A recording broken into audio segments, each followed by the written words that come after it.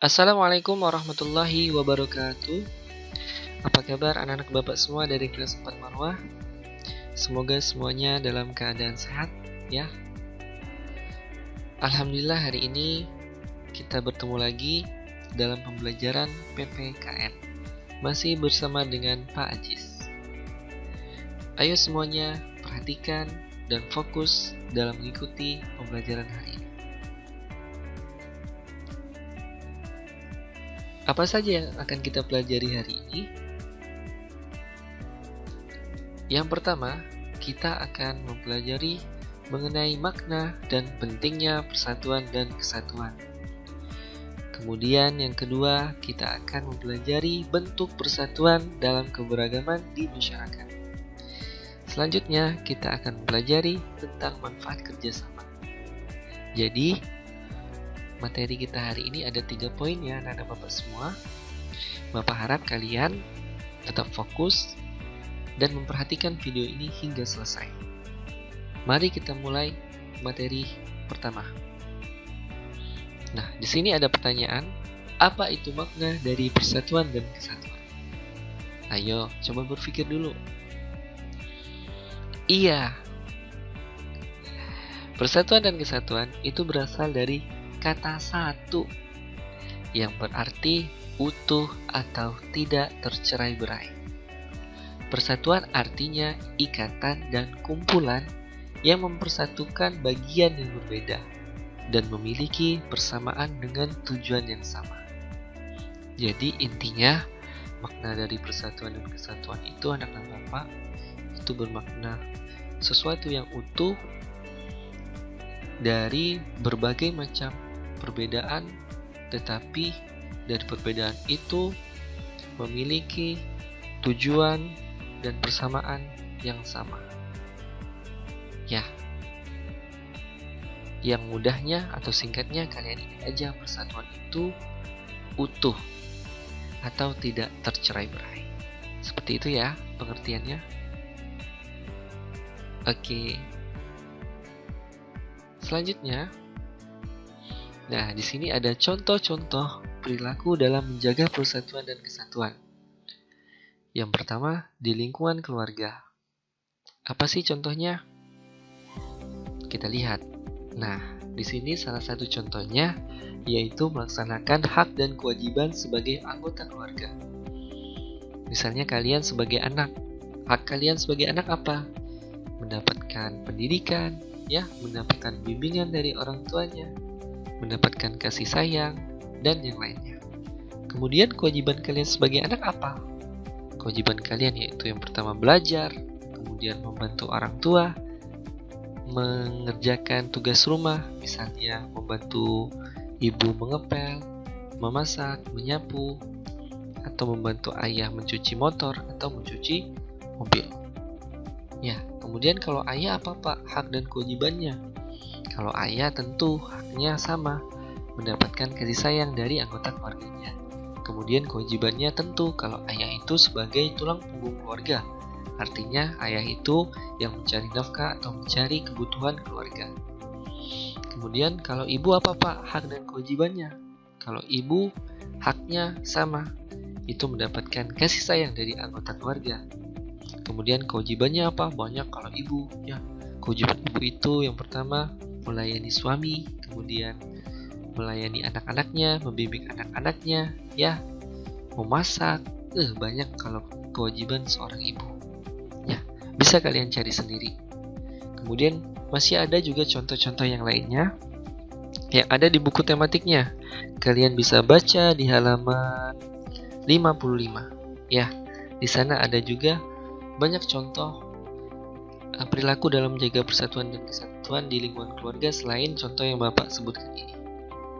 Kemudian yang kedua, di lingkungan sekolah. Apa sih contohnya perilaku kita dalam menjaga persatuan dan kesatuan? Iya, tentu ya, menaati tata tertib sekolah. Dengan adanya tata tertib, kita sekolahnya sangat teratur ya anak-anak Bapak. Kita menggunakan seragam, ya, kemudian menggunakan sepatu, ya, kemudian ada waktu masuk, ya, ditetapkan waktu masuknya pukul berapa. Kalau kita di sekolah di Al-Azhar itu jam 7.15 ya, sudah bel masuk ya. Kemudian pulangnya kalau di kelas 3 kemarin jam 2.45 ya, atau paling cepat jam 2.15 ya. Kemudian masih banyak lagi ya tertib yang ada di sekolah ya, seperti kita harus berbicara yang sopan kepada teman ya, bergaul dengan siapapun, tidak memandang suku dan budaya ya, siapapun boleh kita temani ya. Itu salah satu contoh perilaku dalam menjaga persatuan dan kesatuan di lingkungan sekolah ya. Kemudian yang ketiga apa Pak? Ini di lingkungan masyarakat. Apa perilaku kita dalam menjaga persatuan dan kesatuan di lingkungan masyarakat? Nah, di lingkungan masyarakat berarti di lingkungan tetangga kita, nak. Ya, itu salah satu contohnya, kita tidak boleh memperolok bahasa dan logat teman kita. Misalnya ada yang suku Jawa misalnya ya, dia misalnya berbicaranya medok sekali ya. Ya, seperti logat Jawa, gimana ya? Orang pupu, benar ya, seperti itu contohnya. Nah, kita tidak boleh memperolok. Kalau kita memperolok, maka persatuan dan kesatuan kita bakal tercerai-berai. Ya, akan menimbulkan perselisihan.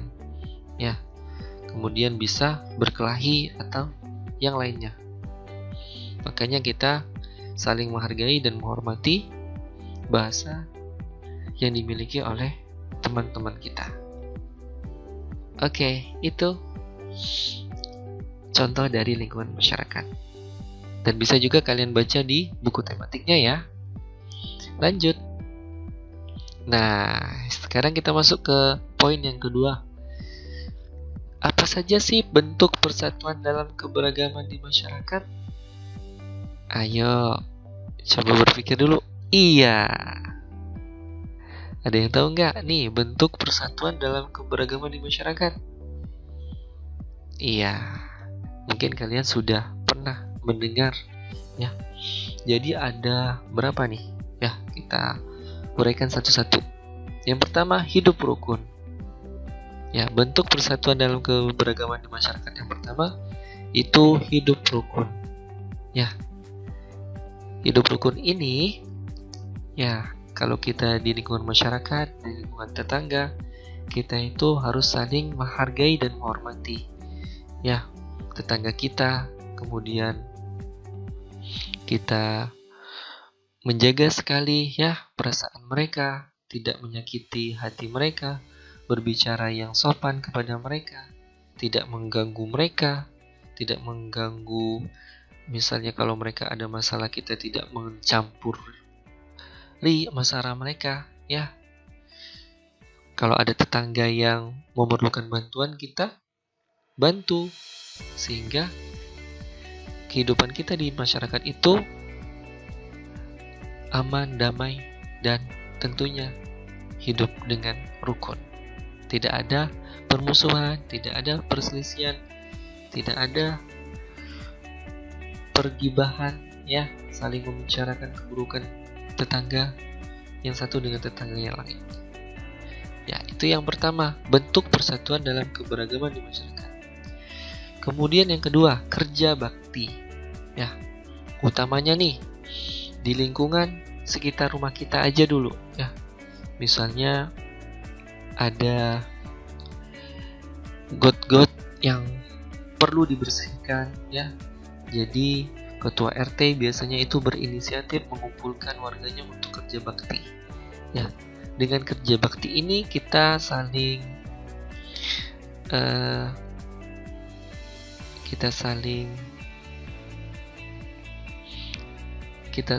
bertegur sapa ya dengan tetangga kita ya.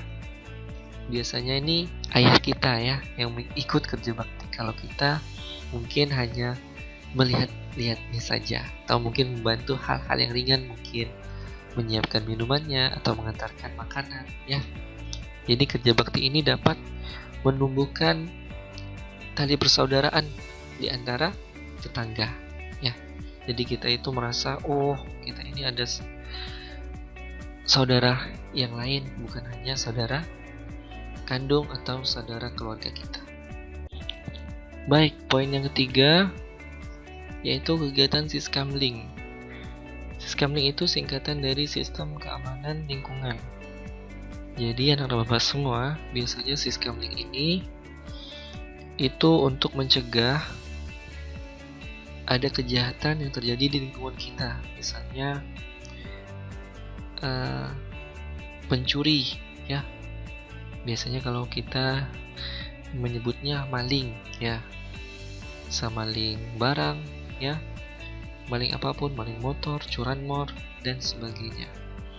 Nah, dengan kegiatan Siskamling atau nama lainnya ronda, ya biasanya ini itu kegiatannya itu di malam hari. Jadi ada sekitar beberapa orang, biasanya ini bapak-bapak, ya, itu menjaga lingkungan di sekitar tempat tinggal kita dengan cara berkeliling di malam hari. Itu di waktu kita sudah tidur, mereka itu yang berjaga. Biasanya yang berjaga itu bergiliran, ya, enggak orang itu saja, tapi bergantian, ya. Biasanya Pak RT itu yang membuat jadwal ronda atau Siskamlingnya. Ya itu ya, penting juga kegiatan Siskamling itu untuk menjaga keamanan lingkungan kita. Kemudian yang keempat, bentuk persatuan dan keberagaman masyarakat itu gotong royong. Gotong royong ini merupakan tradisi, ya, yang sudah turun-temurun dari nenek moyang kita yang dulu. Biasanya gotong royong ini masih dijalankan oleh penduduk desa, ya. Misalnya di hari kemerdekaan dan di hari pernikahan dan yang lainnya. Kemudian yang kelima itu tolong menolong. Ya, tolong menolong ini perbuatan yang sangat mulia, ya, dalam Bapak semua. Bahkan dalam Al-Quran, ya, itu kita diperintahkan untuk tolong menolong. Allah berfirman dalam Quran surah Al-Maidah, ya, yang artinya tolong menolonglah kamu dalam kebaikan dan jangan kamu tolong menolong dalam keburukan. Jadi Allah itu memerintahkan kita untuk tolong menolong. Misalnya ada musibah, ya, ada bencana banjir, gempa bumi, longsor, tsunami, angin puting beliung, ya, kebakaran dan sebagainya. Ya, kita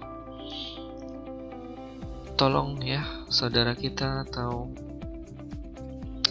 teman kita atau bahkan orang yang tidak kita kenal tersebut, ya, agar meringankan beban atau penderitaan mereka. Oke, itu poin yang terakhir di materi yang kedua ini, bentuk persatuan dalam keberagaman di masyarakat. Nah, ini ada contoh nih, ada animasi, ya. Itu ada orang yang sedang gotong royong membersihkan got, ya, karena sudah terjadi banjir, jadi mereka membersihkannya. Lanjut ke materi selanjutnya. Ya, ini ada pertanyaan, apa manfaat kerjasama? Ya, anak-anak bapak semua, di kelas 3 nih sudah kita pelajari nih, ya. Sebenarnya pengulangan saja, ya, agar kita itu lebih memahaminya. Manfaat kerjasama yang pertama apa, Pak? Nah, di sini, ya. Yang pertama itu pekerjaan jadi cepat selesai. Ya, kalau pekerjaan itu dikerjakan bersama-sama, maka pekerjaan tentu akan cepat selesai. Ya. Kemudian yang kedua, pekerjaan jadi lebih ringan. Yang ketiga, mempererat hubungan persaudaraan. Ya. Nah, di sini ada contoh nih, ada gambar. Contoh kerjasama di lingkungan rumah. Ya. Itu ada ayah yang membersihkan kursi, ada ibu yang menyapu, ya. Kemudian ada kakak yang perempuannya itu membersihkan debu yang ada di TV, kemudian adiknya yang laki-laki itu membersihkan meja, ya. Ketika semua pekerjaan dilakukan dengan bersama-sama, maka pekerjaan itu pun akan cepat selesai, lebih ringan, dan akan mempererat hubungan persaudaraan di antara kita. Ya.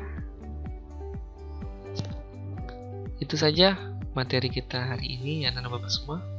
Ya, sudah selesai materinya. Insya Allah apa yang sudah Bapak jelaskan, Bapak sampaikan bisa kalian pahami ya. Ada 3 poin yang sudah kita pelajari hari ini. Yang pertama tadi mengenai makna dari persatuan dan kesatuan. Mana persatuan dan kesatuan itu apa? Ya, yang mudahnya itu utuh ya. Sesuatu yang utuh dan tidak tercerai-berai. Itulah persatuan dan kesatuan. Kemudian yang kedua, bentuk persatuan dalam keberagaman masyarakat. Ada 5 tadi. Ada hidup rukun, kerja bakti, kegiatan siskamling, gotong royong, dan tolong menolong. Kemudian yang ketiga itu mengenai manfaat kerjasama ya. Manfaatnya apa? Pekerjaan jadi lebih cepat selesai, lebih ringan, dan juga mempererat hubungan persaudaraan ya. Terima kasih untuk pelajaran ini. Before we end our lesson, let's say hamdalah, alhamdulillahirabbil alamin. Bapak akhiri, assalamualaikum warahmatullahi wabarakatuh.